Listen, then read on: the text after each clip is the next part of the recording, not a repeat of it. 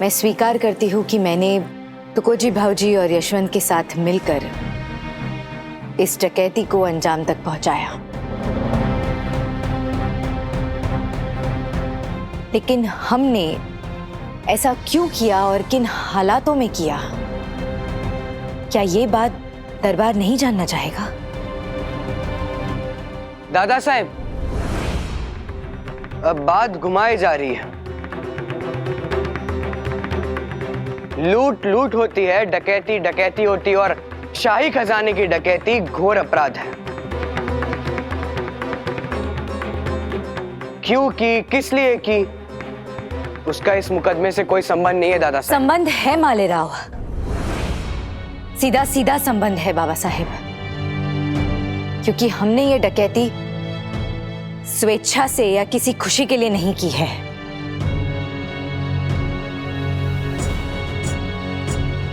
बल्कि हमें ये लूट करने के लिए मजबूरी के कगार पर लाकर खड़ा कर दिया गया था।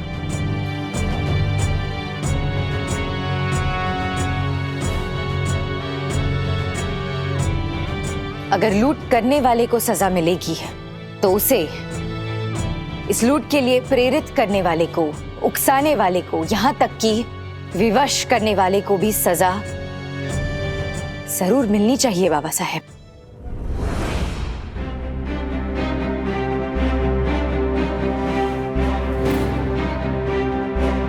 किसने किया तुम्हें विवश इस डकैती के लिए?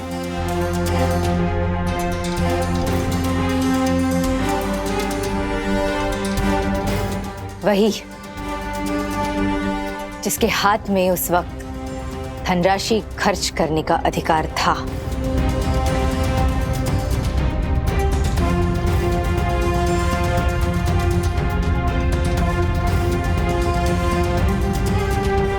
वही जो उस वक्त मालवा का राजपाट संभाल रहा था,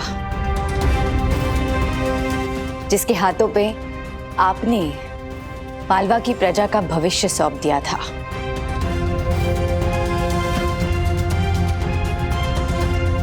और वो इंसान है मालेराव खंडेराव होलकर।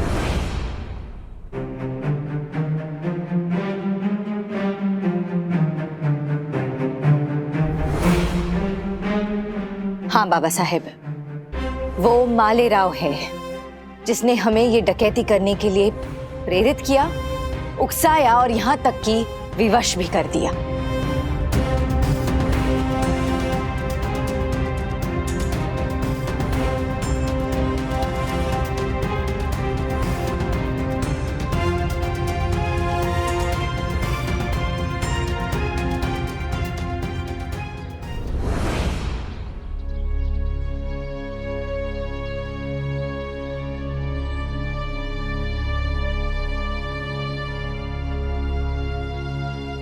तुम वाड़े से दूर हमें यहाँ प्रार्थना करने ले आई, क्यों?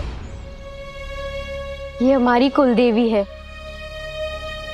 जब भी कोई शुभ कार्य करना होता है तो मैं यहाँ प्रार्थना करने आती हूँ। सफलता अवश्य मिलती है। हम जानते हैं, तुम जो चाहती थी वही हुआ ना? जी, मैं तो कब से धीरज बटोर रही हूँ, और दरबार में जाने से पहले मैं यहाँ मंदिर में आना चाहती थी, और अब मेरे मन में कोई भी किंतु परंतु नहीं है, कोई भी दुविधा नहीं है। अब मैं बड़े सरकार के सामने अपनी बात रख पाऊंगी। चले अब।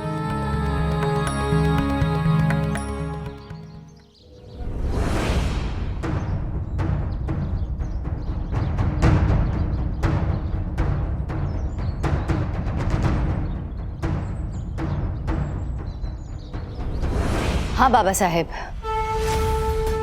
यही है मालवा की राजगद्दी का उत्तराधिकारी, और यही है जिसने हमें ये डकैती करने के लिए विवश कर दिया।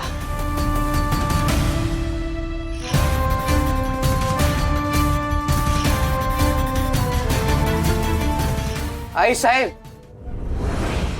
अब दरबार का समय नष्ट कर रही है, और यहाँ पर जितने भी लोग उपस्थित हैं उन्हें गुमराह भी कर रही है।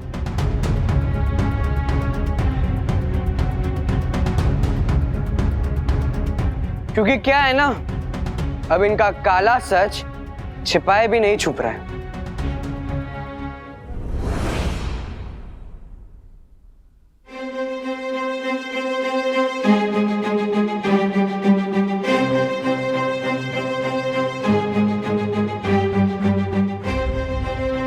बाबा साहेब, आपको सूचित करते वक्त भी कष्ट हो रहा है बाबा साहेब कि हमारी प्रजा पानी के बूंद बूंद के लिए तरस रही थी। किसान आत्महत्या कर रहे थे बाबा साहेब।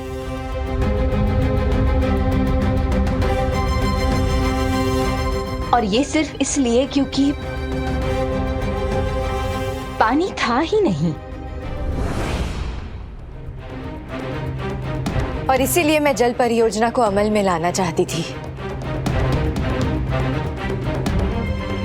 लेकिन राजकुमार मालेराव ने इस परियोजना के लिए धनराशि देने से मना कर दिया।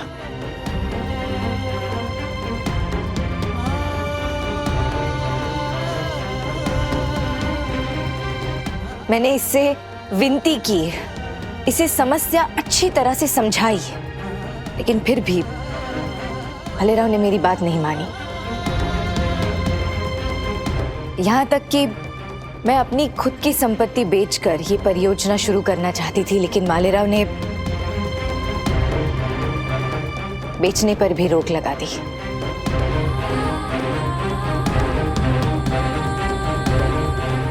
हम क्या करते बाबा साहेब?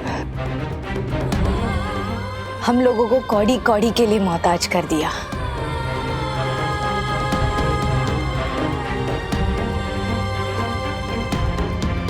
और इस सब का हमारे पास सबूत भी है, और वो सबूत मैं थोड़ी ही देर में आपके सामने पेश करूंगी।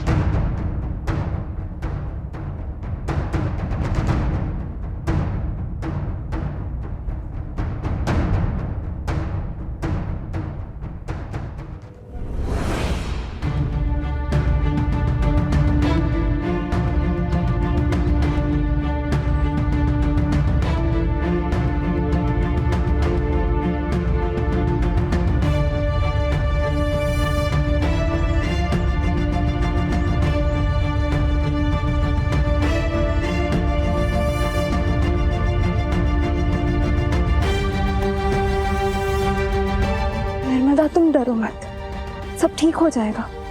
और वैसे भी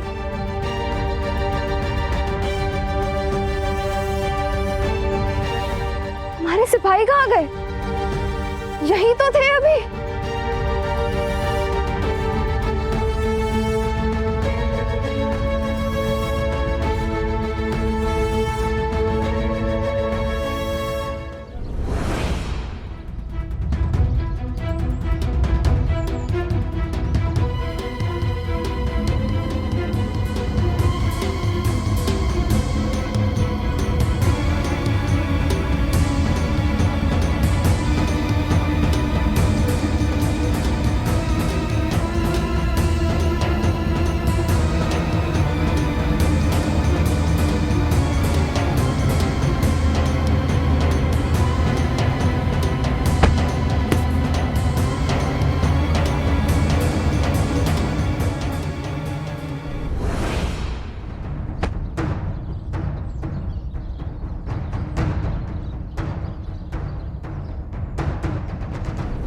यहाँ बैठे जितने भी वतनदार हैं, उस गांव के लोग हैं, इन सब ने मालेराव के दबाव में आकर मेरे नेतृत्व को स्वीकारने से मना कर दिया था बाबा साहेब।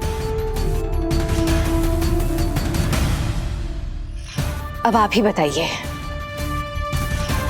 हम और क्या करते बाबा साहेब? हमारे पास लूट का रास्ता अपनाने के सिवाय और दूसरा चारा क्या था?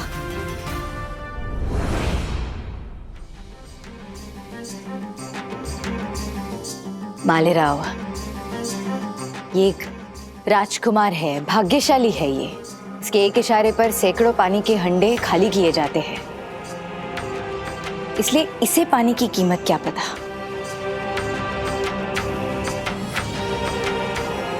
कभी उनसे पूछो मालेराव, जिनके लिए पीने के पानी का मोल सोने से कम नहीं है। उनके खेत उनकी भीगी हुई आंखों के सामने सूख जाते हैं। उनसे पूछो मालेराव, उनकी समस्या जानो।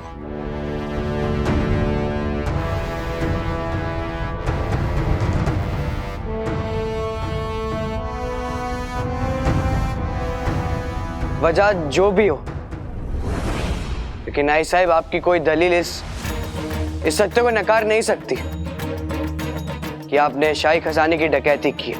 हाँ, तो मैं भी ये सत्य नकारना नहीं चाहती मालेराव।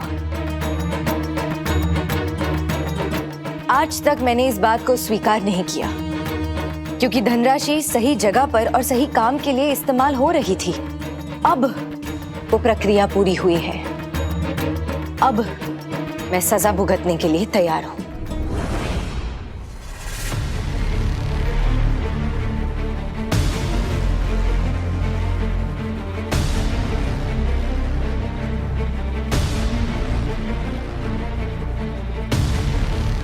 देखो अहिल्या,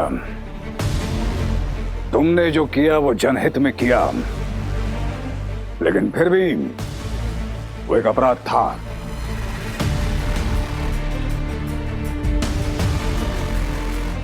हमने ये भी देखा कि जनता तुम्हें किस तरह से मानती है, तुम्हारे इस कृत्य का कैसे समर्थन करती है।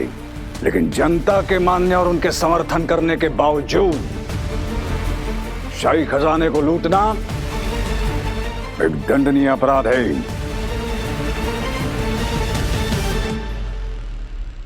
हम ये भी मानते हैं कि बहुत सारे लोग तुम्हारे इस अपराध का दंड भुगतने के लिए तैयार है, क्योंकि तुम्हारा कृत्य, तुम्हारा इसके पीछे का इरादा बहुत नेक था।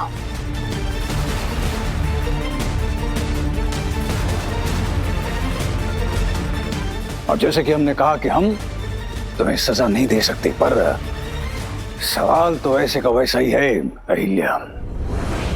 और सबसे बड़ी बात, तुमने ना सिर्फ शाही खजाना लूटा, बल्कि तुकोजी, यशवंत और बाकी सिपाहियों को भी इस अपराध में शामिल किया।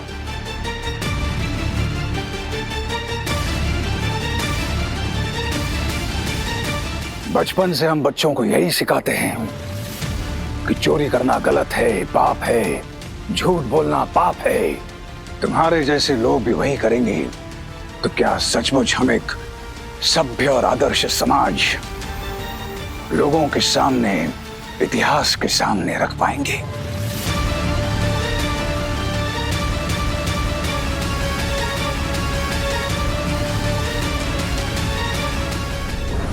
क्या मिसाल रखना चाहती थी तुम अहिल्या? और एक बात, जब आग लगती है तो धुआं भी मुफ्त में आता है, वैसे ही अपराध करने वाले के साथ अपराध छुपाने की प्रवृत्ति भी मुफ्त में आती है। तुमने अहिल्या अपराध छुपाने की भूल की, और यही तुम्हारी सबसे बड़ी गलती है। किस तरह का तर्क लगाना है तुम्हें, बताना चाहती हो?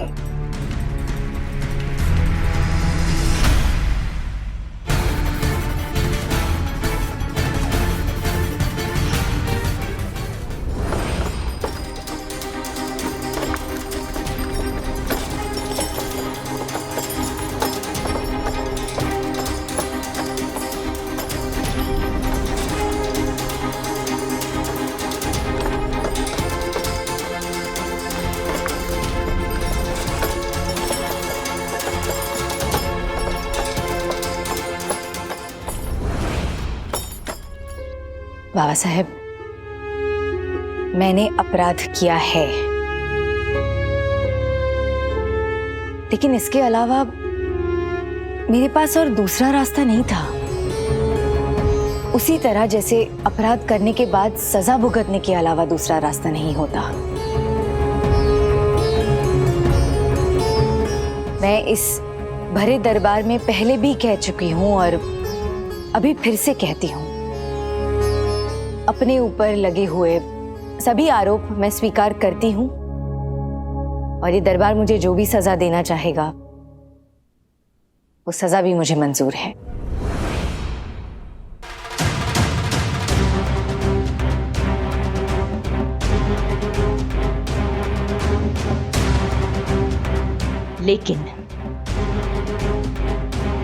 लेकिन सवाल राजा पर भी उठता है।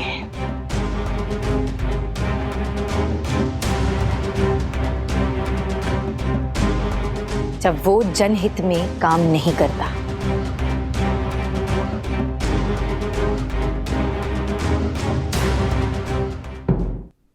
सवाल अपने आप में एक आदर्श होता है।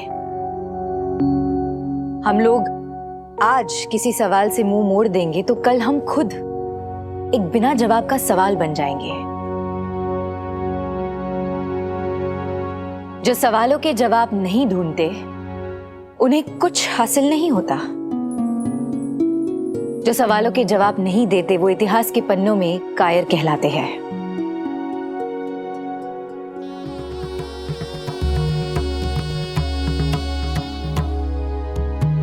और जो सवाल ही नहीं पूछते वो तो सबसे बड़े कायर होते हैं।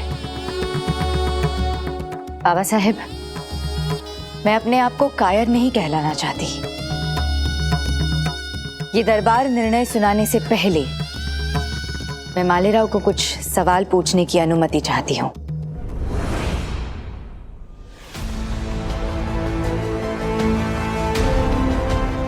इजाजत है।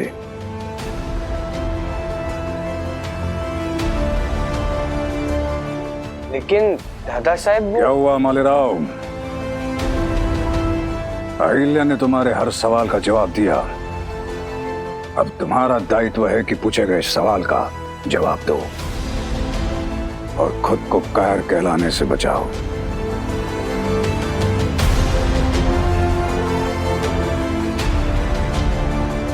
अब बताओ मालेराव, तुमने मुझ पर आरोप लगाया है कि मैंने शाही खजाना लूट लिया है, सही है? ये कैसा सवाल है आई साहब? आप आजकल बहुत सारी चीजें भूल रही हैं। हमने सिर्फ आरोप नहीं लगाया था, बल्कि दरबार में उसे सिद्ध भी किया था। सिद्ध व्यक्ति हो तुम मालेराव। वैसे ये डकैती कहाँ हुई थी? मेरा मतलब है कि सरकारी खजाने से या वाड़े के बाहर से?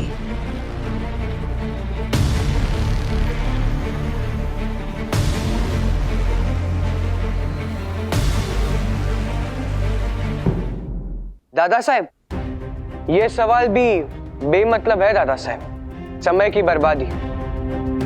आई साहब पता नहीं क्यों दरबार का समय नष्ट कर रही है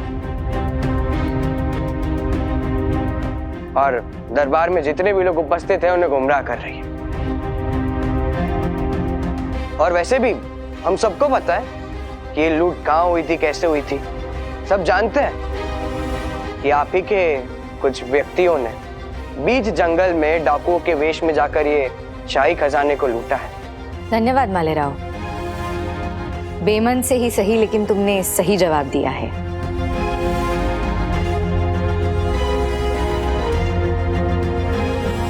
एक और सवाल है मुझे, इतनी बड़ी धनराशि तुम कहाँ भेज रहे थे मालेराव? और उसके मैं बस इतना पूछ रही हूँ कि जा कहाँ रहा था इतना बड़ा खजाना? इतना ही सवाल है मेरा।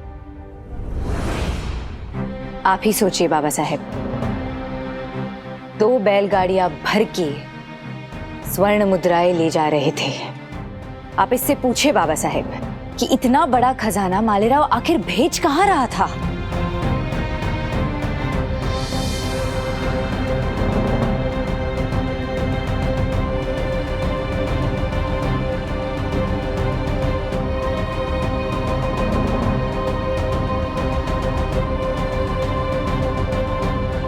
बाबा साहेब, ये सवाल पीछा ही नहीं छोड़ रहा,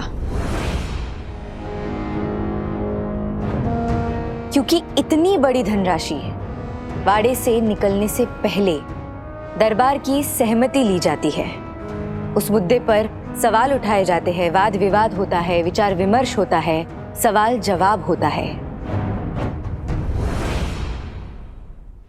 लिखित अनुमति दी जाती है मालेराव कि किस लिए इतनी बड़ी रकम तिजोरी से निकाली। क्या तुमने दरबार से सहमति ली थी?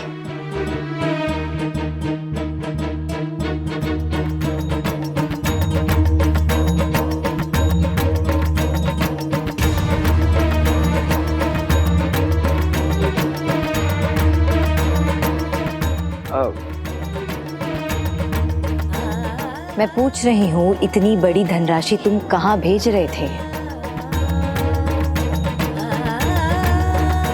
आई साहब, इससे इस मुद्दे का क्या ताल्लुक है? गंगोबा काका जी, आपके निर्णय, आपकी सहमति, आपकी अनुमति के बिना इस वाड़े में कुछ भी नहीं होता। क्या मालेराव ने आपसे सहमति ली थी इस बारे में?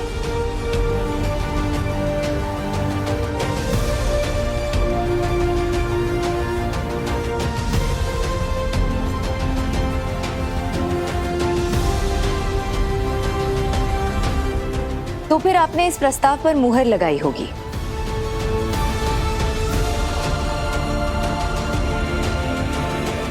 गंगोबा,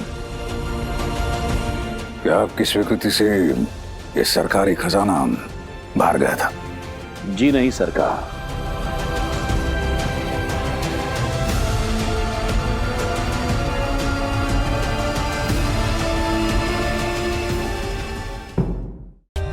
For more updates, subscribe to our channel, click the show links and enjoy watching the videos.